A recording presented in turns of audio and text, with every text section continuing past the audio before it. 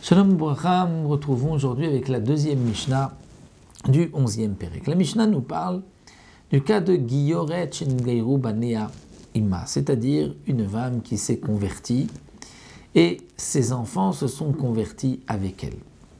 Comme nous expliquent les Mefarshim, généralement une femme qui se convertit, ses enfants suivent aussi avec elle, et les enfants donc ne sont pas nés juifs, ils sont devenus, donc ils se sont convertis par la suite.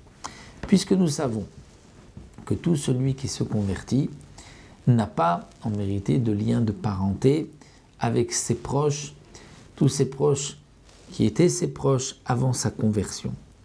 Donc si nous avons une femme qui s'est convertie et ses enfants se sont convertis avec elle aussi, lo cholzim velo meyabmim, c'est-à-dire que si lorsqu'ils grandissent, ils se marient, et qu'ensuite l'un des deux décède sans laisser d'enfants, il n'y a pas besoin ni de faire khalitsa et ni yiboum.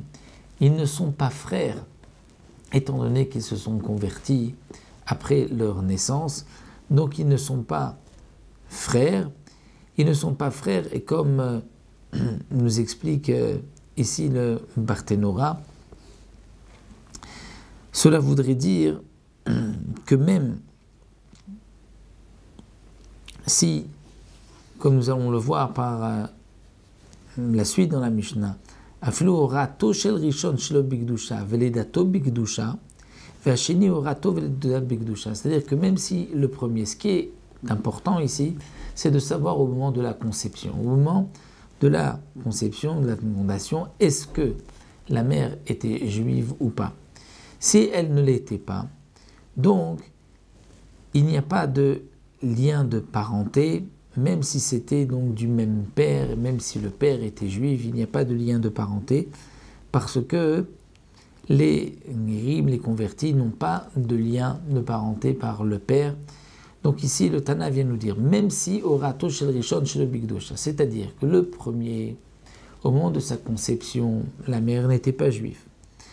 Et il est né ensuite de la bigdusha, c'est-à-dire elle s'est convertie lorsqu'elle était enceinte du premier. Et le deuxième, vashini orato bigdusha, c'est-à-dire elle est tombée enceinte après sa conversion du deuxième.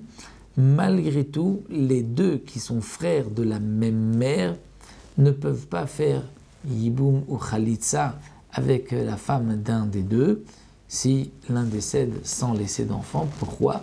Parce qu'ils n'ont pas lien de parenté du père, étant donné que le premier, sa fécondation, sa conception, était chez l'obigdusha, c'est-à-dire alors que la mère n'était pas encore juive. Et ce din s'appliquera vechen shifra shneshtakru banei ima, même une servante qui a été libérée, dont ses enfants ont été libérés avec elle, puisque la servante, une shifra kénanite, comme nous le savons, lorsqu'elle devient servante, elle prend une partie des mitzvot, elle va se tromper aussi au mikvé, c'est comme un début de processus de conversion, mais qui se terminera seulement une fois qu'elle sera libérée.